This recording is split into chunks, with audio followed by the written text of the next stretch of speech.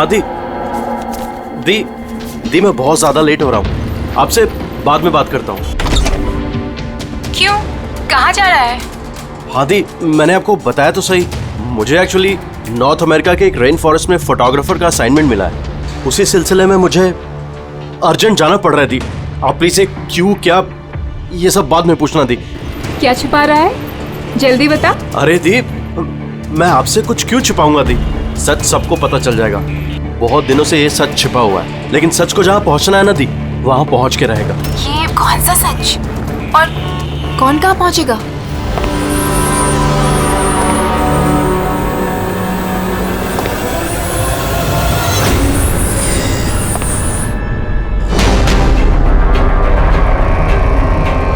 माया दी, मेरे पास बिल्कुल टाइम नहीं है। एक्चुअली मुझे लग रहा है कोई है यहाँ पे। बहुत कुछ हुआ है दी, बहुत कुछ हुआ है, लेकिन मैंने वही किया जो मुझे सही लगा। केतन, साफ साफ बात कर, क्या हुआ है? इस वक्त मेरे स्टूडियो में कौन आ सकता है? ये दरवाजा खोल। दीप, कोई दरवाजा खोल रहा है दी। केतन, जल्दी खोल वरना। कौन है? हेलो, क्या हुआ? खुलता है कि नहीं? हेलो केतन भाई। देखो, आगे मत बढ़ो। कहाँ है वो फोटो? मैंने क्या किया है तुमने? बोलो। केतन, केतन, बोल। मैंने कुछ नहीं किया। बोल दे, नहीं तो मरेगा तू। प्लीज आगे मत बढ़ो। फोटो कहाँ है? हेलो, जल्दी बोल दे, बता दे। बता दे, नहीं मैंने तो कुछ नहीं मरेगा किया। तू आज। देखो, मैंने कुछ नहीं किया। तो बैठेगा आगे मत बढ़ो। बता।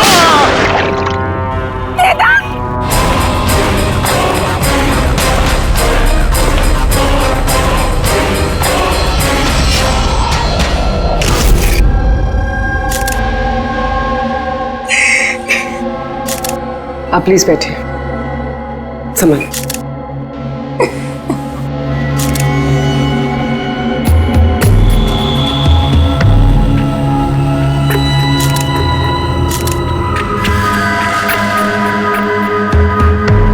ये क्या?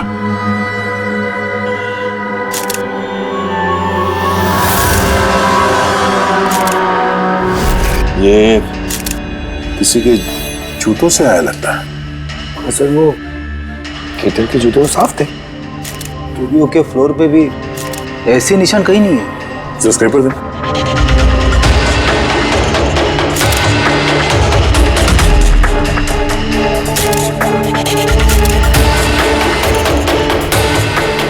तो मिट्टी या कीचड़ तो नहीं लगता,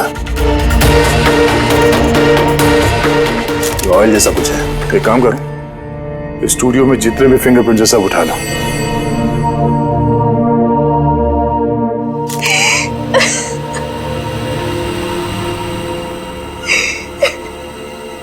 हाँ जी, हम जानते हैं कि ये समय ठीक नहीं है पूछताछ करने के लिए, पर फिर भी आपको परेशान कर रहे हैं। जरा ठीक से याद करके बताइए, आपने ये पूरा हादसा फोन पे सुना था, तो केतन और उस दूसरे आदमी के बीच में क्या बात हुई थी?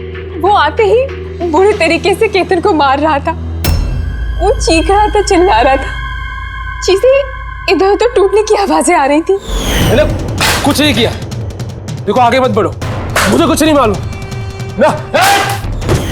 हाँ, वो कुछ फोटोज के बारे में बातें कर रहा था। सर, ये माया जो कह रही है कि केतन का खून उस वजह से हुआ है, एक एविडेंस की वजह से। एविडेंस क्या वो फोटोग्राफ था? सर, केतन ने किसी कपल की इंफॉर्मेशन लिख के रखी है सर, ये देखिए, कोई मनन और शामली है, जू से। सर, सर ये देखिए, कैलेंडर पर 14 अप्रैल 2018 ये डेट मार्क की है, द एनिवर्सरी। अरे ये तो आज की डेट है। इसका मतलब है आज के दिन कुछ होने वाला था जिसके बारे में केतन जानता था। उसका मोबाइल फोन चेक करो, देखो आखिरी बार किससे बात हुई थी उसकी।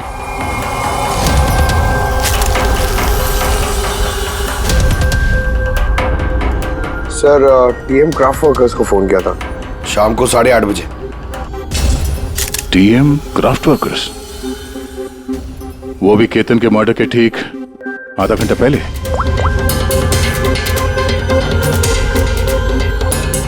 Hello, TM craft workers. जी बोलिए। हाँ, केतन ने आपको फोन किया था। किस लिए फोन किया था? आप कौन? मैं उसका दोस्त बोल रहा हूँ। हाँ, उनका फोन तो आया था। ये पूछने के लिए फोन किया था कि उनका गिफ्ट टाइम से डिलीवर किया कि नहीं। गिफ्ट्स?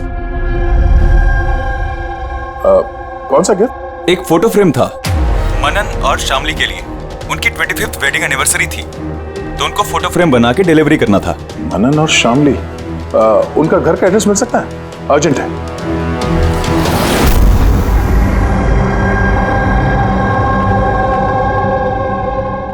फोटो किसने भेजी? केतन? ये केतन कौन है? और इस तरह से हमारी फैमिली पिक्चर भेजने का क्या मतलब है? कैसे जानता है वो हमारी फैमिली को? अरे किसी ने कोई मजाक किया होगा। ये मजाक नहीं है। आप कौन? सीआईडी। सीआईडी? केतन नाम का एक मशहूर फोटोग्राफर था, उसका खून हो गया इस फोटो की वजह से। पर सर, एक फोटोग्राफ के चक्कर में कोई किसी का मर्डर क्यों करेगा? लेकिन सर, हम तो किसी केतन को जानते भी नहीं।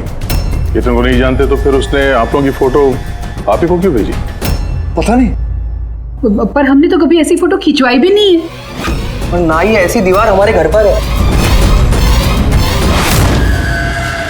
सर, हमने तो कभी नहीं देखा। और देखिए ना सर, ये नकली फोटोग्राफ लग रहा है। आप खुद ही देखिए, इसमें दीदी है, जीजा जी है। सर, ये खाली कुर्सी रखने का क्या मतलब है इसका? सर, हमें तो लगता है कि किसी ने गलत तरीके से फोटो बनाकर हमें भेज दी है। गलती से नहीं, जानबूझकर आया है आपके लिए ये। और वो भी अपनी जान कुर्बान करके। सर, किसी ने मनन की फैमिली को मर्डर के चक्कर में फंसाने की कोशिश की है। वैसे आप कौन? ये हमारे फैमिली फ्रेंड मिस्टर विक्रम। अच्छा, आपके फैमिली फ्रेंड। सर, इसमें ये मैसेज भी है। She is hiding, save her. शायद केतन आप लोगों से किसी को ढूंढने के लिए कह रहा है। ढूंढने के लिए?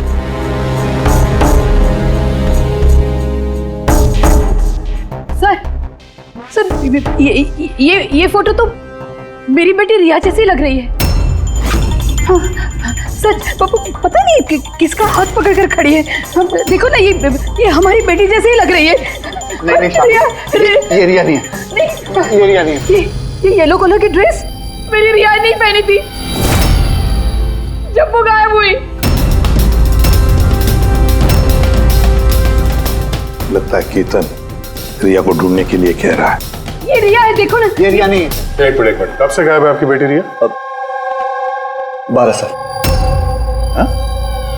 12 साल? सर, ये 12 साल के बाद कोई किसी की इंफॉर्मेशन क्यों देगा? रिया, 12 साल से रिया गायब है। कोई ना कोई वजह तो जरूर होगी ये फोटो भेजने की। सर, कोई वजह नहीं है, ये सिर्फ एक कोइंसिडेंस है। अब 12 साल के बाद अचानक कहां से रिया की इंफॉर्मेशन मिल गई उसे? सर देखिए, ये रिया हो ही नहीं सकती। रिया की मौत 12 साल पहले हो चुकी है। ये रिया कैसे हो सकती है? ये रिया ही है। मैंने देखो ना, ये हमारी बेटी रिया ही है। फ्रॉक के पीछे पड़ी है। रिया ही। संभालिए अपने आप को। देखो तुम। अरे जाओ जल्दी।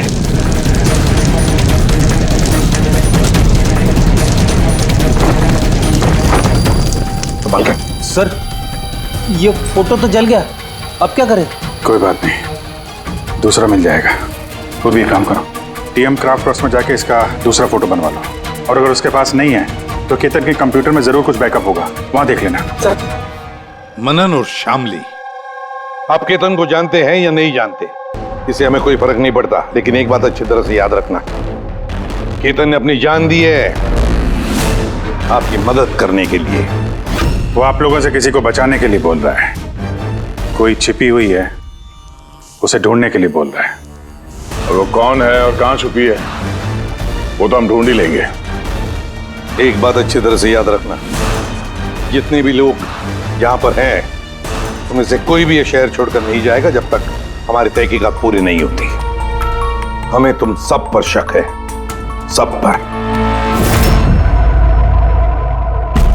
एक मिनट के लिए मनन, शामली, आयशा और विहान इनके इस नकली फोटोग्राफ को बाजू में रखते हैं और उनके पीछे जो दीवार है उन पर कंसंट्रेट करते हैं, ये फ्रेम्स और ये जो पीछे लिखे हुए नंबर्स पर। अब शामली ने इशारा किया था इस फ्रेम पर, 3 नंबर वाली फ्रेम पर, पीले रंग का फ्रॉक पहनी हुई और किसी का हाथ पकड़ा हुआ है उस लड़की ने। शामली को एकदम से लगा सर इस फोटो में ये बच्ची उनकी खोई हुई बेटी रिया है। और फिर ये message, she is hiding, save her. लेकिन सर विक्रम तो बार बार कह रहा था कि रिया मर चुकी है। हो सकता है ये मैसेज रिया के बारे में हो सकता है वो अभी भी जिंदा हो। बिल्कुल हो सकता है पूर्वी, बिल्कुल हो सकता है। और शायद केतन यही कहना चाहता है इन लोगों को, मनन के फैमिली को, कि शायद रिया जिंदा है और उसे मदद की जरूरत है। लेकिन सर उसे इतनी मेहनत करने की क्या जरूरत थी? फोन कर देता सीधे और बोल देता जो भी बोलना है रिया के बारे में, या फिर पुलिस को इन्फॉर्म कर देता। सर हो सकता है उसे किसी ने डराया धमकाया हो और तभी तो मजबूर होकर उसने ये सब किया है। केतन ने तो अपना फर्ज निभाया है और हम उसकी मेहनत को बेकार नहीं जाने देंगे। पूर्वी एक काम करो, ये पूरा का पूरा फोटोग्राफ किसी अच्छे फोटो लैब में लेकर जाओ और ये पीछे टंगी हुई ये जो छोटी छोटी फ्रेम्स है ना, उनको अच्छी तरह से चेक करो। और ये भी देखो ये जो वॉल है पूरी, क्या वो फोटोशॉप तो नहीं की गई है? और रिया के लापता होने की एफआईआर की कॉपी भी चाहिए हमें। केतन मनन की फैमिली को तो नहीं जानता था, तो ऑब्वियसली रिया को भी नहीं जानता होगा। तो फिर उसने मनन की फैमिली को ये इंफॉर्मेशन क्यों दी और इस तरह से क्यों दी? सर केतन का खूनी जरूर रिया के फैमिली से जुड़ा हुआ है सर। इन सारे लोगों के फोन रिकॉर्ड्स चेक करो फ्रेडी, और साथ साथ केतन के फोन रिकॉर्ड्स भी। और एक बात, मनन की फैमिली पर कड़ी नजर रखो और साथ साथ उनका जो दोस्त है ना विक्रम, उस पर भी देखो ये लोग कहां कहां जाते हैं, किस किस से मिलते हैं, क्या क्या करते हैं। एक एक बात पर कड़ी नजर रखो, एक एक बात की खबर रखो। केतन के साथ जितने भी लोग काम करते थे ना, उनसे मिलना पड़ेगा। आप दोनों तो केतन को बहुत अच्छी तरह से जानते थे, तो कभी उसने आप लोगों को बताया किसी छोटी सी बच्ची के बारे में, जू के एक फैमिली के बारे में, उनके फैमिली पोर्ट्रेट के बारे में? जी नहीं सर, मुझे तो अब तक उसने कभी कुछ नहीं बताया। अच्छा, केतन सिर्फ आपके लिए काम करता था या और भी कुछ करता था किसी और के लिए भी? केतन मेरे लिए फैशन फोटोग्राफी करता था, साथ ही साथ बड़े बड़े फैशन हाउसेस के लिए एक्सक्लूसिव कैटलॉग शूट करता था। माया, आप केतन की बहन है तो आपको तो पता हो गया वो किस किस से मिलता था। सर केतन बहुत ही रिजर्व रहता था, बस अपने काम में ही मग्न, और उसके दोस्त भी गिने चुने ही थे। और सर हाल ही में केतन को एक इंटरनेशनल एग्जीबिशन के लिए असाइनमेंट मिला था, जिसके लिए वो मुंबई की गलियों में घूमकर स्ट्रीट फोटोग्राफी शूट किया करता था। वो फोटोग्राफ देख सकते हैं हम लोग? जी सर।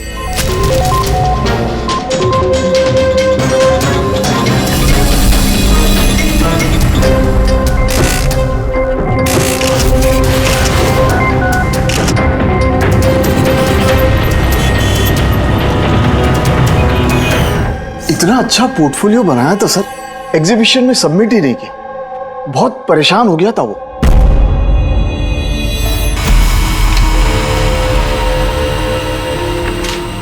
ये वॉल और उस पे लगे हुए सारे फोटोज एंड नंबर्स असली है।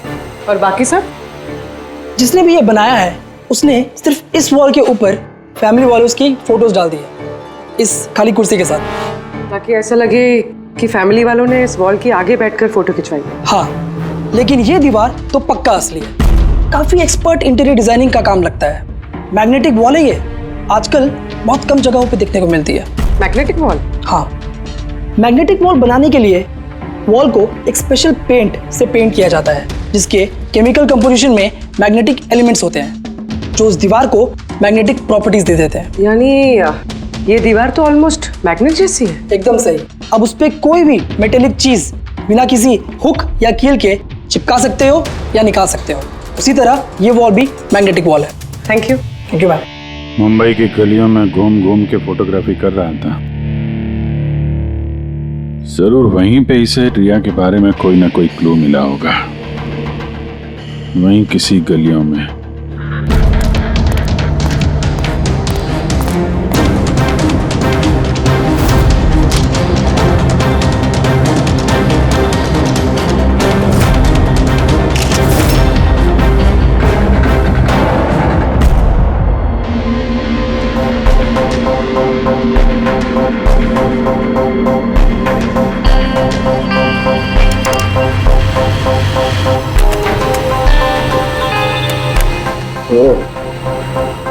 ये बात है।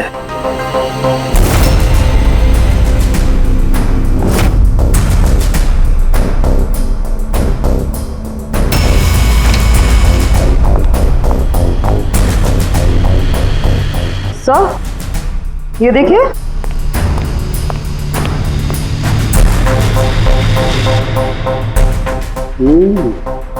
गुड जॉब तारिका।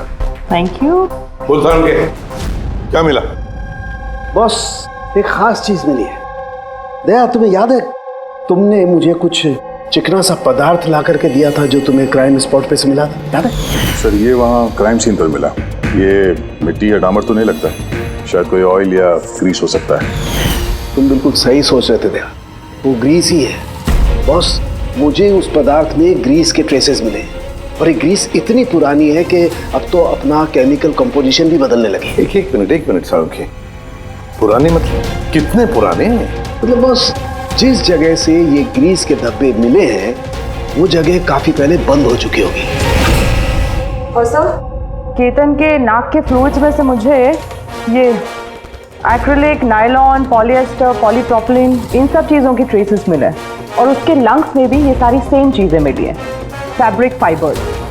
नायलॉन, पॉलिएस्टर, ओलेफिन, एक्रिलिक, ये सब सारी चीजें तो फैब्रिक से जुड़ी हुई हैं। ये तो एक फोटोग्राफर था, इसका क्या संबंध इन सारी चीजों से?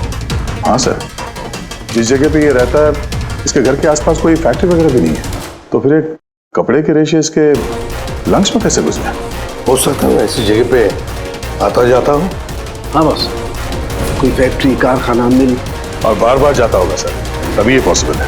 बार बार जाता होगा केतन ऐसी जगह पे, पर क्यों, किस लिए? सर, श्यामली डिप्रेशन में चली गई है, वो घर से बाहर ही नहीं निकलती। और विक्रम और विहान मिलते रहते हैं, पता नहीं उन दोनों के बीच क्या बहस होती रहती है। और ये विहान वकीलों से जाके मिल रहा है। वकीलों से? हाँ सर, और आयशा अपनी किसी फ्रेंड्स के घर जाती रहती है, लेकिन उसकी जो ये फ्रेंड है उम्र में काफ़ी बड़ी है, मुझे नहीं लगता कि उसका इस केस से कोई ताल्लुक है। और ये जो मनन है ना, केतन के बारे में पता लगाने की काफ़ी कोशिश कर रहा है। अच्छा, अभी फ्रेडी वो जो फोन कॉल के रिकॉर्ड जो ट्रैक किए थे, क्या पता चला? कुछ नहीं पता चला सर, उनके जो रजिस्टर्ड मोबाइल नंबर है उसमें कुछ नहीं है। फोटोग्राफ्स का प्रिंट निकाल ली? हाँ सर। सर, जैसे कि मैंने फोन पे बताया था, वो दीवार असली है सर, मैग्नेटिक वॉल। हाँ सर। सर, केतन ने ये सारी फोटोज उस वॉल पे लगाकर वो फोटो ली है और फिर उस पर वो फैमिली वाली फोटो फोटोशॉप कर दी। सर, इस वॉल का पता लगाने में ज्यादा टाइम नहीं लगेगा, इंटीरियर डिजाइनर का काम है, और ये वॉल पे मेटालिक डिजिट्स लगे हुए हैं। बस तो फिर ये सारे फोटोग्राफ्स आर्किटेक्ट्स और डिजाइनर्स के ऑफिसेज में भेज दो, पता चल जाएगा किसने ये मैग्नेटिक वॉल बनवा लिया था।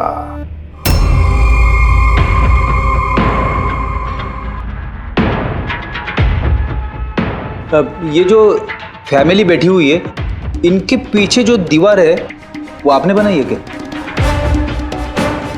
सर, एक एनआरआई इंटीरियर डिजाइनर है, वो अपने बोल्ड और क्रिएटिव डिजाइन को लेकर काफी फेमस है, हो सकता है उसी ने वो बनाई हो। ऑफ कोर्स ये मेरे ही डिजाइन्स है, मैजिक लाइफ एड लैब्स के लिए डिजाइन की थी मैंने। इट्स अ मैग्नेटिक वॉल, ये सारे नंबर्स मैग्नेटिक मटेरियल के हैं जिसे बिना कोई हुक या कील के लगा भी सकते हैं और निकाल भी सकते हैं। लेकिन मेरे डिज़ाइंस के हिसाब से ये सारे सीरियल नंबर्स में थे, जैसे 1 2 3 4 5 6 7 8 9 10। हाँ मगर मैम इसमें तो नंबर्स 1 3 2 0 6 7 8 9 ये ऐसे कैसे? हाँ? सर शायद केतन ने किया, लेकिन उसने इस वॉल की फोटो क्यों ली? ये तो अब मैजिक लाइफ एड लैब वाले ही बताएंगे। सर यही है वो वॉल जिसकी आपने हमें फोटो दिखाई थी? हाँ सर, और वॉल पे फोटोज के जो एक्चुअल नंबर थे वो ये थे सर। फोटोज में जो भी चेंजेस थे वो केतन ने किए थे सर। केतन, ये नंबर्स तो ऑर्डर में थे ना, फिर तुमने सिर्फ 3206 को चेंज कर उसके नीचे स्पेसिफिक फोटोज क्यों लगाई है? कुछ नहीं, वो पजल्स बना रहा, नंबर्स और फ्रेम्स को मिला के एक इंटरनेशनल एग्जीबिशन है उसी के लिए।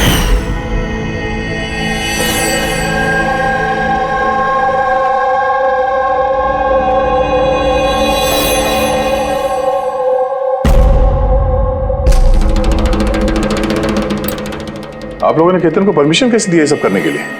दरअसल सर केतन हमारे साथ पहले भी काम कर चुका है और वो एक इंटरनेशनल एग्जीबिशन के लिए कुछ फोटोज ले रहा था और इसलिए उसको ये वॉल की ज़रूरत थी, तो हमने उसे ये वॉल यूज़ करने दिया। यस सर, एंड कुछ पजल की बात कर रहा था, कुछ समझ में नहीं आ रहा था सर। पजल है?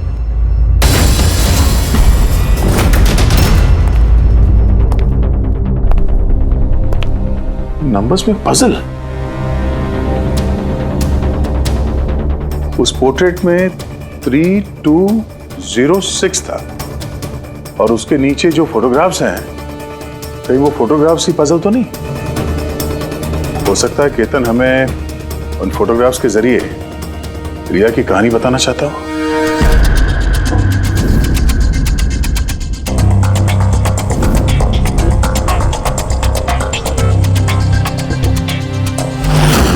रिया गायब कब हो गई थी? कब गायब हो गई थी? रिया की मिसिंग की एफआईआर है ना? हाँ सर। सर उसका इस केस से क्या कनेक्शन? वो केस तो सर बहुत साल पहले बंद हो चुका है, पता नहीं क्यों गया। ऐसे लगता है कि रिया की इस एफआईआर से शायद हमारी केस सॉल्व करने में कुछ मिल जाए। FIR 8221 Mumbai IPS. एफआईआर का डेट देखो दया, ये देखो 3206 2006। मतलब ये डेट है? बिल्कुल सही, 3206 3 फरवरी 2006। दीदी हौसला रखिए। पता नहीं मेरी बेटी किस हाल में होगी। आप लोग मजाक तो नहीं कर रहे? आप वाकई में मेरी बेटी को ढूंढेंगे? वो एक्चुअली जिंदा है क्या? आपकी बेटी जिंदा है, ये सुनकर आपको खुश होना चाहिए, और आप हमसे ऐसे बात कर रहे हैं? डैड, मेरी बहन रिया जिंदा है। सर कहाँ है वो? देखिए, हम बहुत नजदीक हैं रिया का पता लगाने के, इसलिए आप लोगों को जो कुछ भी पता है हमें बताइए। आखिरी बार आप लोगों ने उसे कब देखा था, क्या हुआ था उसके साथ, और एग्जैक्टली गायब हुई कैसे वो? लेकिन सर इन 4 फोटोज का क्या मतलब है? केतन जरूर हमें रिया के बारे में कुछ बताने की कोशिश कर रहा था। देखो ना फोटोग्राफ्स को, ये 3 नंबर का फोटो देखो, इसमें एक छोटी बच्ची रो रही है, किसी बड़े आदमी का हाथ पकड़ के जा रही है। फोटो नंबर 2 में रिया थोड़ी बड़ी हो चुकी है, ऐसे जाली के पीछे जैसे उसे किसी ने उस जाली के अंदर कैद करके रखा है। ये तीसरा फोटो, इसमें भी ऐसे लग रहा है कि इसे बंदी बना कर रखा गया है। और सर इस आखिरी फोटो में कोई उसे गले लगा रहा है और पीठ पे खंजर मारने जा रहा है। सर ऐसा लगता है कि केतन इन फोटोग्राफ के जरिए रिया की कहानी बता रहा है। एग्जैक्टली। देखो रिया बचपन में किडनैप हो जाती है, फिर वो बंदी बनाई जाती है, और फिर जब वो 18 साल की हो गई तो उसे इन जंजीरों में जकड़ के रखा था। और फिर उसे कोई मिल गया जिसने उसे मारने का प्लान बनाया। कोई ऐसा जिस पर रिया विश्वास करती है? मतलब सर केतन ने जानबूझ के मॉडल्स की ऐसे फोटो बनाई है ताकि सच को सामने लाया जा सके। इसलिए उसने केतन को रास्ते से हटा दिया। रिया बाकी बच्चों की तरह नॉर्मल नहीं थी। उसका दिमाग उसकी उम्र के बच्चों के कंपैरिजन में बहुत ही कमजोर था, इसीलिए उसे लगातार दवाइयों की जरूरत पड़ती थी। अगर वो दवाइयां नहीं लेती थी तो उसका दिमाग कंट्रोल में नहीं रहता था। वो कुछ भी कर सकती थी, वो अपने आप को चोट पहुंचा सकती है, वो अपने आप को मार भी सकती है। तो ये रिया गायब कहाँ से हुई? हमने उसे स्पेशल बच्चों की स्कूल में डाला था, वहीं से वो गायब हुई है। तो फिर उसके बाद आप लोगों को कोई फोन आया पैसों के लिए या किसी और चीज के लिए? नहीं, कुछ नहीं। हाँ, पर बाद में हमें पता चला कि हॉस्पिटल में से उसकी मेडिकल फाइल गायब हो गई थी। फाइल गायब हो गई? कोई भला ऐसा क्यों करेगा? वो भी ऐसी लड़की की जिसकी दिमागी हालत इतनी नाजुक है।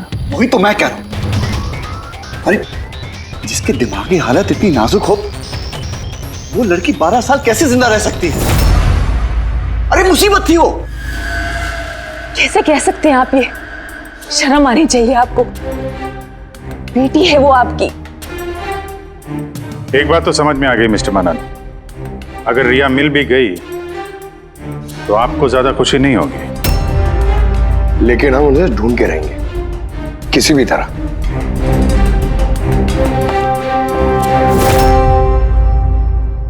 दया, इस फोटो को गौर से देखो। देखो रिया बड़ी हो गई है, 18 साल की हो गई है, लेकिन उसके पैरों में जंजीर जकड़े हैं। सर ये पीछे ये खिड़की कारपेट दिख रहा है पीछे।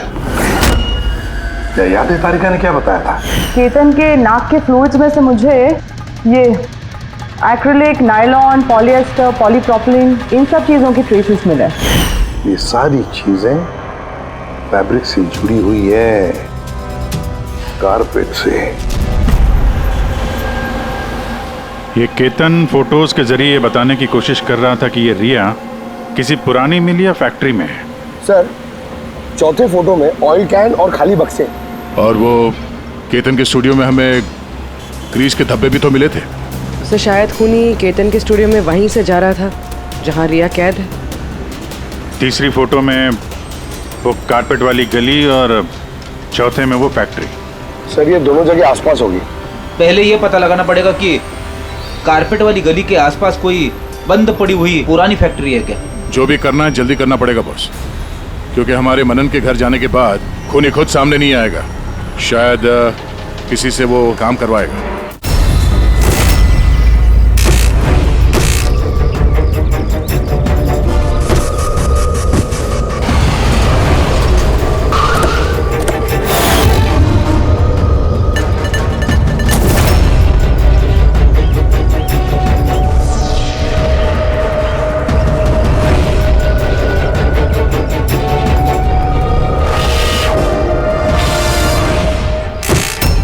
हाँ, इन्होंने ही हमें पैसे दिए थे हमारी फोटो खिंचाने की।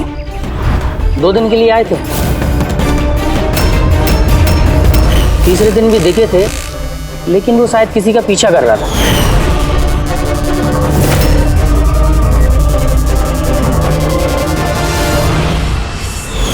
किसका पीछा कर रहा था? वो तो सर ध्यान नहीं दिया हमने। वो गया किधर पीछा करते हुए? इस तरफ गया।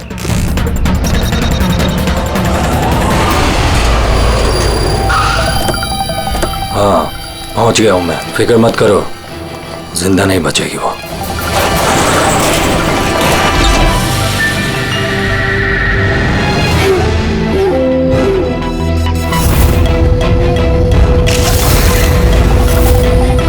बंद कर इसको।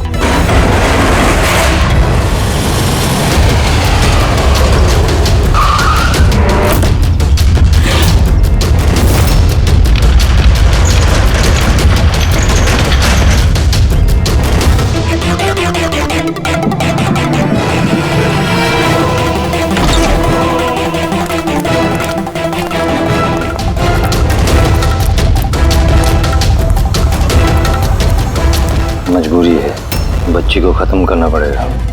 बच्ची की बॉडी को ठिकाने लगाने के बाद इस सारी जगह को आग से खत्म कर दो, ताकि किसी के हाथ में कोई सबूत ना जाए। यहाँ पे तो कुछ मिला नहीं, चलो दूसरी जगह देखते हैं।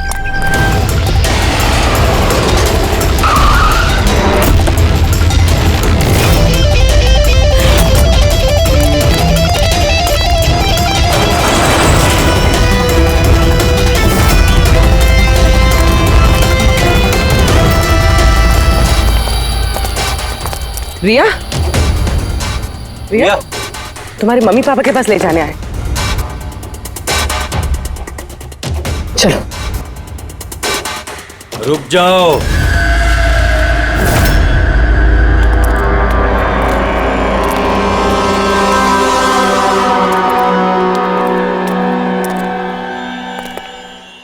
रिया बेटा, आजा आजा बेटा, आजा आजा आजा आजा आजा आजा आजा। रिया, रिया, रिया, आजा आजा आजा। रिया बेटा, ये अंकल के साथ जाएगी। ये बच्ची तुम लोगों के साथ नहीं जाएगी, कोशिश करके देख लो। ये ठीक कह रहा फ्रेडी, ये लड़की हम लोगों को अपना दुश्मन समझ रही है और इसे अपना दोस्त, क्योंकि ये इन लोगों को रोज देखती है। ये बिल्कुल ठीक कह रहा है, और इस मासूम बच्ची को तो ये भी पता नहीं है कि ये आज मरने वाली है।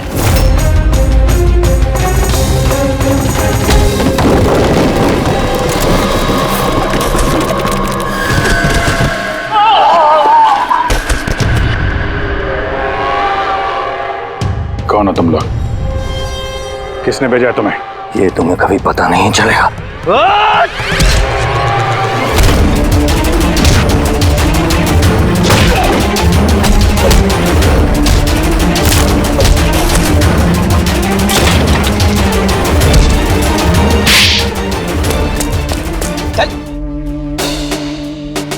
ये तो गया।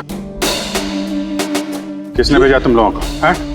साहब, मुझे कुछ नहीं मालूम साहब, सब कुछ इसी को मालूम है। जिसको पता था वो तो मर गया। अब कैसे पता चलेगा सर किसने भेजा था इन्हें? रिया तो बेचारी इतनी डरी हुई है, कुछ बोल भी नहीं सकती। रिया बोल नहीं सकती, मगर पहचान तो सकती है। मतलब रिया ने इस खूनी को पहचाना। क्यों? क्योंकि उसे हर रोज मिलती थी, उसे हमेशा देखती थी, उसे लगता था कि ये उसका अपना कोई है और इसीलिए उसके साथ जाने के लिए राजी हो गई। तो फिर रिया उसे भी पहचान लेगी जिसने 12 सालों से उसको यहाँ पे कैद करके रखा है, जो उससे हर रोज बात करता है और जिसने इसे मारने के लिए इन लोगों को यहाँ पे भेजा था। अब रिया बताएगी ये असली गुनहगार कौन है। रिया, जाओ रिया। अच्छा मेरी बच्ची, आ बेटा।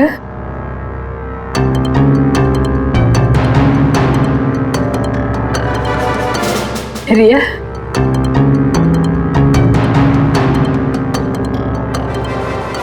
आजा मेरी बच्ची, अपनी माँ के पास आजा बेटा।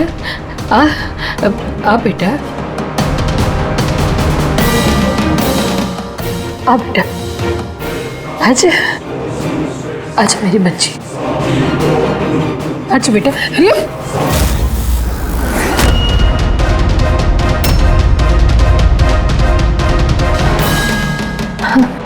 ये तो कमाल हो गया शामली जी, आपकी बेटी 12 साल के बाद आपसे मिलती है लेकिन आपके पास नहीं है, अपने मौसी के गले लग जाती है। ये कैसे? वो तो माँ की जैसी हूँ ना मैं इसकी, बहुत प्यार करती है ये मुझसे, इसीलिए। अरे वाह मौसी जी, आपसे इतना प्यार कि रिया अपनी माँ को पहचान नहीं पाई और आप ही के गले लग गई। क्यों? और जानती है क्यों? क्योंकि पिछले 12 साल से सिर्फ एक ही शख्स है जो रिया से मिल रहा था, बातें कर रहा था, जिसे रिया अपना समझती थी। ये क्या बकवास कर रहे हैं? मैं क्यों मिलूंगी इससे? मैं नहीं मिली इससे। रिया से बिल्कुल मिली थी, पिछले 12 सालों से मिल रही थी तुम। बकवास हम नहीं कर रहे आयशा, बकवास तो तुम कर रही हो। हमने तो उस डॉक्टर को भी ढूंढ निकाला जिसकी मदद से तुम पिछले 12 सालों से रिया को दवाइयां देती थी, उसकी टेस्ट करवा रही थी। मैं किसी डॉक्टर को नहीं जानती, मैं कह रही हूँ ना आपसे, मैंने कोई मेडिकल टेस्ट नहीं करवाया इसका। बिल्कुल करवाई थी। नहीं, मैंने कोई टेस्ट नहीं करवाया। झूठ बोल रही हो तुम, टेस्ट करवाया था तुमने। मैंने कोई टेस्ट नहीं करवाया, मैं सच कह रही हूँ। मैं किसी डॉक्टर को नहीं जानती, मैं तो इसे 12 सालों से वही दवाई दे रही हूँ जो ये 7 साल की उम्र से खाती आ रही है बस।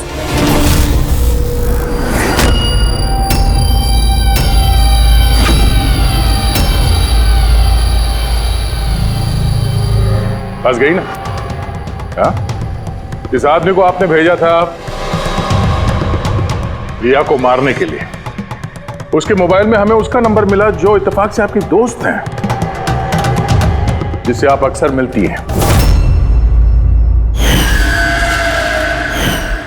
आयशा, तुमने ये सब क्यों किया? विहान के लिए। मेरा डिवोर्स हो चुका था, मेरी जिंदगी का वैसे भी कोई ठिकाना नहीं था। मैं विहान को किसके सहारे छोड़ती? मुझे ऐसा लगा कि ये पूरी प्रॉपर्टी, पैसा, ये सब मेरे बेटे को मिलना चाहिए, रिया को नहीं। रिया तो वैसे भी दिमागी मरीज है। तुमने अपने बेटे के भविष्य को संवारने के लिए अपनी बहन की बेटी की जिंदगी को अंधेरे में धकेल दिया। हाँ? रिया के गायब होने के बाद मनन और शामली ने तुम्हारे बेटे विहान को गोद ले लिया। यही प्लान था ना तुम्हारा? तुम इतनी गिर गई कि तुमने एक छोटी सी बच्ची को मारने की कोशिश की। मैं उसे मारना नहीं चाहती थी, माँ हूं मैं भी। मेरा यकीन मानिए, मैं रिया को चोट नहीं पहुंचाना चाहती थी। बहुत कोशिश की मैंने उसे संभालने की, लेकिन संभाल नहीं पाई और इसीलिए तुमने रिया को मारने का प्लान बनाया। ये केतन कहाँ से बीच में आया और उसे रिया के बारे में कैसे पता चला? केतन के साथ मेरा अफेयर चल रहा था। भले उम्र में वो मुझसे छोटा था, पर मैं उसकी मदद करती थी। काफी बार मैंने उसे पैसे दिए उसके काम के लिए। सिर्फ बॉयफ्रेंड था, उसने तो तुमसे दिलो जान से प्यार किया। क्या वही उसका कसूर था? तो तुम्हारा बॉयफ्रेंड था तो तुमने उसे मारा क्यों? वो उस कारपेट वाली गली में एक दिन फोटोशूट कर रहा था। बाय चांस उसने मुझे देख लिया और मेरा पीछा करते करते वो रिया तक पहुंच गया। मैंने उसे बहुत डराया, बहुत धमकाया, यहां तक कहा कि मैं उसका करियर बर्बाद कर दूंगी। लेकिन नहीं, शायद उसमें इंसानियत जाग रही थी, इसलिए मुझे उसे मरवाना ही पड़ा। वाह, बहुत खूब। कैसी माँ हो तुम? 12 साल से एक मासूम बच्ची को अपनी माता पिता से दूर रखा। क्या मिला तुम्हें? हा? भूल गई तुम कि देर से ही सही सच्चाई तो सामने आ ही जाती है। अपने स्वार्थ के लिए बहुत बड़ा जुर्म किया है तुमने। कानून तुम्हें कभी माफ नहीं करेगा।